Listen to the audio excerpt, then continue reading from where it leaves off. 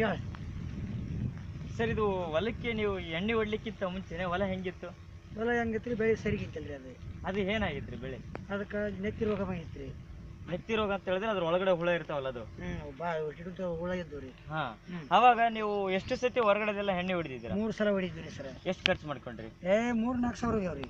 3-4 ಸಾವಿರ ಹೋಗಿದ್ರೆ ಅದು ರೋಗ ಸರಿ ಹೋಯ್ತೇನ್ರಿ? ಹೋಗಿಲ್ರಿ ಸರ್. ಅದು ಹೋಗಿಲ್ರಿ. ಹಾ, ಇವಾಗ ನೀವು ಇದನ್ನ ಹೊಡೆದಾಗ್ಲಿಂತ ಯಾವ ತರ ರಿಸಲ್ಟ್ ಬಂತ್ರಿ?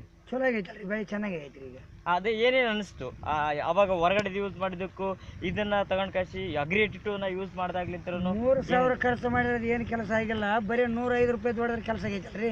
ಹಾ, ಅದ್ರ ಜೊತೆನೆ ಇವಾಗ ಬೆಳೆ ಇವಾಗೆಲ್ಲ ಕಿತ್ತಾ ಇದ್ರೆ, ಇವಾಗ ಕಿತ್ಬೇಕಾದ್ರೆ ಗಡ್ಡೆಗಳು ಯಾವ ತರ ಬರ್ತಾ ಇದಾವೆ? ಚೆನ್ನಾಗಿ ಬಂದೈತಲ್ರಿ, ಚೆನ್ನಾಗಿ ಬಂದೈತೆ ಬೆಳೆ.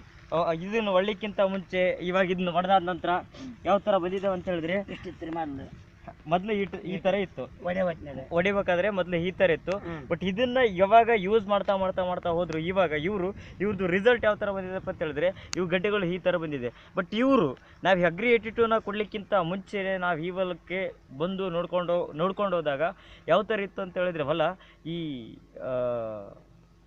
ಈರುಳ್ಳಿನ ಕಿತ್ಬಿಟ್ಟು ಬೇರೆದು ಹಚ್ಬೇಕು ಅನ್ನೋದು ಒಂದು ಡಿಸೈಡ್ ಮಾಡ್ತಾ ಇದ್ರು. ಬಟ್ ಆ ಥರದಲ್ಲಿ ರೋಗಗಳೆಲ್ಲ ಇದಾಗ್ತಾಯಿದ್ವು, ಜಾಸ್ತಿ ದುಡ್ಡು ಖರ್ಚಾಗ್ತಾಯಿತ್ತು. ಅಂಥ ಸಂದರ್ಭದಲ್ಲಿ ನಾವು ಅಗ್ರಿ-82 ಕೊಟ್ಟಿದ್ವಿ. ಬಟ್ ಈ ಥರ ಎಷ್ಟೊಂದು ಎಫೆಕ್ಟಿವ್ ಆಗಿ ರಿಸಲ್ಟ್ ಬಂದಿದೆ ಅಂತ ಹೇಳಿದ್ರೆ ಅಷ್ಟೊಂದು ಎಫೆಕ್ಟಿವ್ ಆಗಿ ರಿಸಲ್ಟ್ ಬಂದಿದೆ. ಅದಕ್ಕೋಸ್ಕರ ಇವ್ರು ಏನು ಮಾಡಿದ್ರಪ್ಪ ಅಂತ ಹೇಳಿದ್ರೆ, ಇವ್ರಿಗೆ ಯಾರೆಲ್ಲ ಪರಿಚಯ ಇರ್ತಾರೆ ಅವರಿಗೆಲ್ಲ ಇದ್ರ ಬಗ್ಗೆ ಹೇಳ್ತಾ ಹೋಗ್ತಾ ಇದ್ದಾರೆ. ಇವತ್ತು ಸಾಕಷ್ಟು ಜನ ಅಗ್ರಿ-82 ಯೂಸ್ ಮಾಡ್ತೀನಿ ಅಂತಂದು ಮುಂದೆ ಬರ್ತಾರೆ. ಕಾರಣ ಏನಪ್ಪ ಅಂತ ಹೇಳಿದ್ರೆ, ಈ ಥರದಲ್ಲಿ ಇವತ್ತು ರಿಸಲ್ಟ್ ಕೊಟ್ಟಿರೋದ್ರಿಂದ.